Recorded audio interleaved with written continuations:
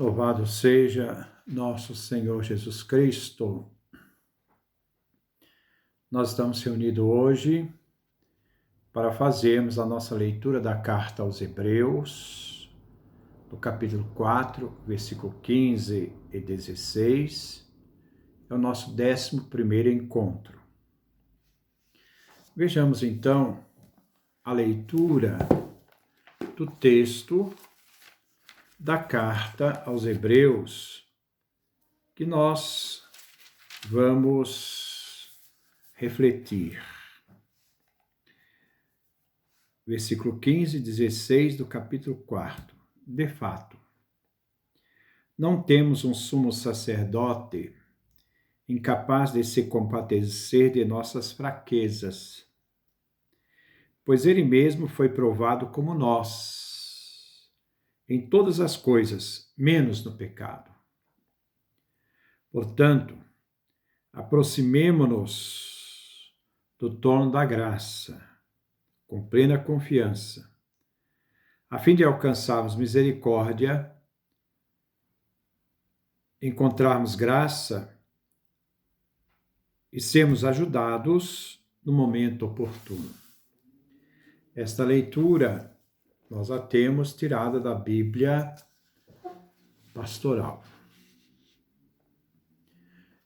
Iniciemos então esse versículo 15 do capítulo 4. De fato, nós temos um sumo sacerdote incapaz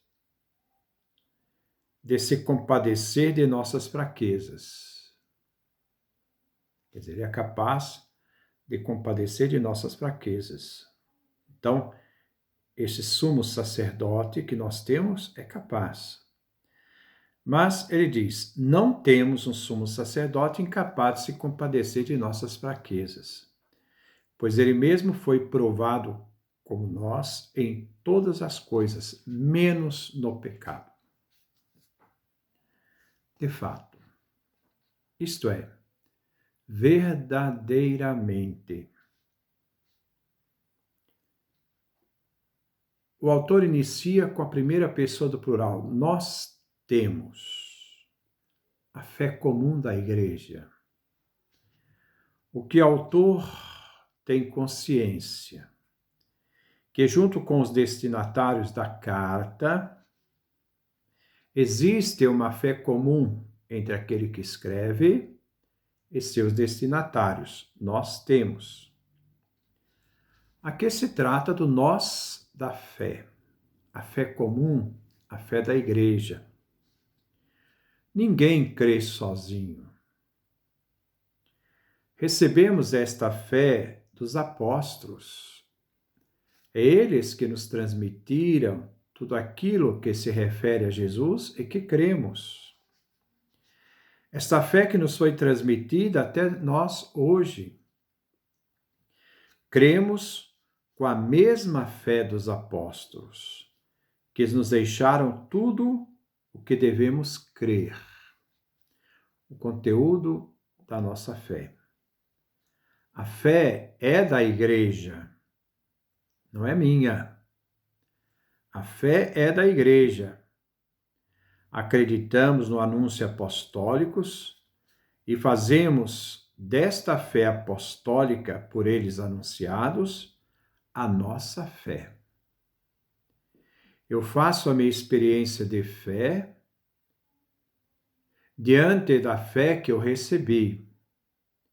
Essa fé que eu recebi não é minha, é da igreja, é apostólica. E quando me uno a esta fé, me faço parte comum desta fé anunciada pelos próprios apóstolos.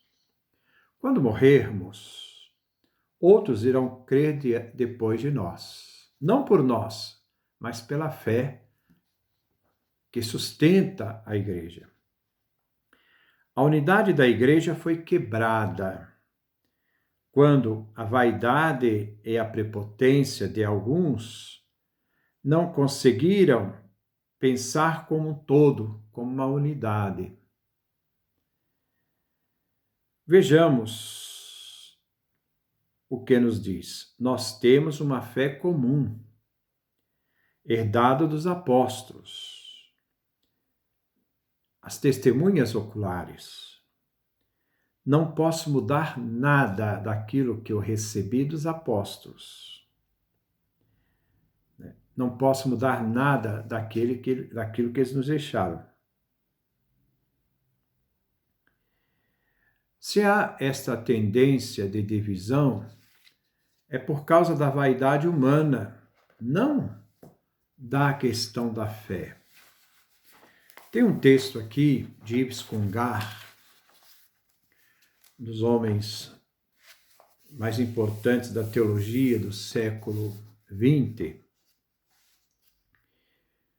No Mysterium Salutis, quando ele fala da Igreja Una, a unidade da Igreja, ele afirma o seguinte: mas essas pessoas não são só finitas, elas quiseram ser infinitas, achando que aquilo que eles falavam era uma palavra eterna, era a certeza absoluta. Não era. Era uma realidade de um problema temporal que ele vivia, mas ao mesmo tempo, não sendo capaz de lidar com esse problema, quis dar uma resposta sua em detrimento da unidade da igreja. E ele diz: estas pessoas não são só finitas, mas também pecadoras. Nelas, com frequência, dominam os comportamentos de egoísmo, de orgulho, de impaciência, de endurecimento, de oposição aos demais. Eles acham que eles eram melhores que os demais, eles sabiam mais que os demais, que eles estavam com a verdade e os outros estavam errados. Estavam então em oposição à autoridade e às regras. Nestes casos, os projetos que essas pessoas concebem, os recursos que põem em prática, seguem a regulação exclusiva de sua lógica interna. Aquilo que está na cabeça. Eles não pensam com o todo, eles pensam por si. Pensando por si, eles não são capazes de ver a realidade como um todo, mas eles fazem da verdade deles somente uma parte, a parte deles, a lógica interna deles. Isto é, em lugar de estar contidos num todo, de ser compensados e equilibrados por outros valores, segue uma pura lógica de diferenciação. Eles têm que ser diferentes do outro. Uma lógica de oposição, uma lógica de divergência. Faço minha experiência pessoal de fé e comunitária, mas o fundamento é sempre o que recebi e devo passar adiante. Paulo nos lembra isso na primeira carta aos Coríntios, no capítulo 11, versículo 23. Eu recebi pessoalmente do Senhor aquilo que transmiti para vocês. Paulo passa aquilo que é do Senhor à comunidade, para que ela também participe daquilo que Paulo recebeu. O autor da carta aos Hebreus diz: nós temos. O verbo ter indica posse, pertença à fé comum, a fé comum da igreja. Nós temos um sumo sacerdote, a consciência da igreja, o nós da fé, tem consciência de que Jesus é um sumo sacerdote. O nós da fé é anterior ao eu creio. Acertamos juntos. Quando estamos juntos, nós acertamos. Porém, podemos errar sozinhos quando não caminhamos na unidade. Isso tem presunção, isso tem orgulho. A pessoa acha que ela é só certa, fica acusando os outros, esquece que ela também é uma pessoa pecadora, ela também traz seus limites, ela tem telhado de vidro também. Apontam o dedo para os outros, mas esquecem de si mesmo. A unidade de fé não se trata de unidade econômica, isto é, problema de gestão humana. Isso não vem da fé, não é problema da fé. Jesus é nosso sumo sacerdote. É a consciência da fé comum. Este Jesus, afirma o autor, não temos um sumo sacerdote incapaz de se compadecer de nossas fraquezas. Jesus é um sumo sacerdote, e este Jesus se compadece de nossas fraquezas, pois ele mesmo foi provado em nós, em todas as coisas, exceto o pecado. Jesus não é indiferente à nossa realidade humana. Ele passou pela provação de tudo. Sofreu por causa da maldade humana. E nada de mal saiu em sua boca. Vamos ouvir a primeira carta de Pedro, do capítulo 2, do versículo 21 a 25. Diz assim: esse Jesus, esse sumo sacerdote. De fato, para isso é que vocês foram chamados. Pois Cristo também sofreu por vocês, deixando-lhes o exemplo para que sigam os passos dele. Ele não cometeu nenhum pecado. Aquilo que a carta aos Hebreus diz, também Pedro diz, ele não cometeu nenhum pecado. Mentira alguma foi encontrada em sua boca. Quando insultado, não revidava. Ao sofrer, não ameaçava. Antes depositava sua causa nas mãos daquele que julga com justiça. Sobre o madeiro, a cruz, levou os nossos pecados. Em seu próprio corpo, a fim de que nós, mortos para nossos pecados, vivêssemos para a justiça. Através dos ferimentos dele é que vocês foram curados. Pois estavam desgarrados como ovelhas, mas agora tornaram ao seu pastor e guardião. Ora, este é Jesus que padece da realidade humana, a fragilidade humana que o Filho de Deus assumiu em Maria. Ele passa por essa realidade, mas não consente no pecado, menos no pecado. Versículo 16. Portanto, em conclusão, aproximemo-nos, é uma exortação, do trono da graça. Trono é o lugar do rei. Este trono é de graça. Deus nos deu tudo por graça de graça. Ele nos amou e nos deu a vida por meio do seu Filho.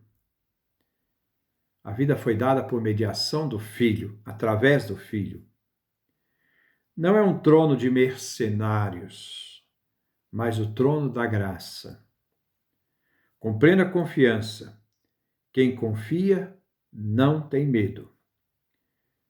Jesus está chegando de verdade, mas a pessoa de fé tem plena confiança, ela não tem medo. Isso não é uma ameaça ao ser humano. Isto é uma confiança da expectativa da realidade última da volta de Jesus, que nós esperamos com confiança, com fé viva e firme. Por isso nós não podemos ter medo. Também separei aqui a leitura da primeira carta de João, do capítulo 4, do versículo 17 a versículo 18. João diz assim: nisto se realizou completamente o amor entre nós. O fato de termos plena confiança no dia do julgamento. Porque tal como Jesus é, assim somos nós neste mundo. No amor não existe medo, não tem temor no amor. Pelo contrário, o amor perfeito lança fora o temor, o medo, porque o medo supõe castigo. Por isso a confiança que nós temos que ter na obra divina realizada em Jesus. O que nos sustenta é a certeza, não é o medo, a confiança no próprio Jesus. Então, por conseguinte, quem sente medo ainda não está realizado no amor. E diz o autor, a fim de alcançarmos a misericórdia. O fim que buscamos é a misericórdia. Encontrarmos graça e sermos ajudados no momento oportuno. Esse momento oportuno, que é uma realidade que nós somos chamados a vencer, como Jesus nos ensinou a vencer as tentações, não cair no pecado. Quando você vê o momento oportuno no Evangelho de Lucas, lá no capítulo 4, versículo 13, nos fala das tentações de Jesus. E diz que no final que o diabo esperou um tempo oportuno para tentá-lo. O mesmo vai acontecer em Lucas, no Evangelho de Lucas, lá no capítulo 22, 41, quando aparece esse momento oportuno da tentação de Jesus.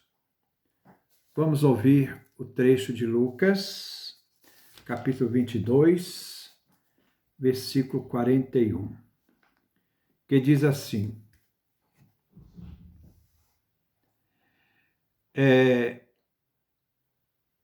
Então afastou-se uns 30 metros e de joelho começou a rezar: Pai, se queres, afasta de mim este cálice.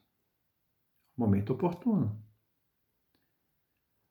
A realidade de que não querer beber o cálice do Pai, se for da tua vontade, se quiseres, afasta de mim este cálice. Mas agora vem o ato de fé. Diante da realidade que vai acontecer e diante da fé total no Pai Divino. E ele diz, contudo, não se faça a minha vontade, mas a tua. É uma atitude de fé. Eu não quero que isso aconteça comigo, mas se for da vontade de Deus, que seja assim feita. Não é? Porque uma coisa é o que nós queremos, outra coisa é a realidade que nós temos que enfrentar. Apareceu-lhe um anjo do céu que o confortava. Tomado de angústia, Jesus rezava com mais insistência. Seu suor se tornou como gotas de sangue que caíam no chão. Então, essa realidade, Jesus passou pelas tentações, não caiu nas tentações. Ele nos ensinou a vencer essas tentações, inclusive a tentação definitiva, essa tentação de ter que passar pela cruz. Mas ele, diante disto, se coloca diante do Pai. A tua vontade seja feita, não a minha. Como é difícil isso na vida do cristão. Fazer a vontade de Deus quando nós queremos outra coisa ou pensamos outra coisa. Mas Deus é maior que tudo, nele está a nossa vida, nele está a nossa esperança, é nele que confiamos. Que Deus nos dê a sua graça, a sua bênção.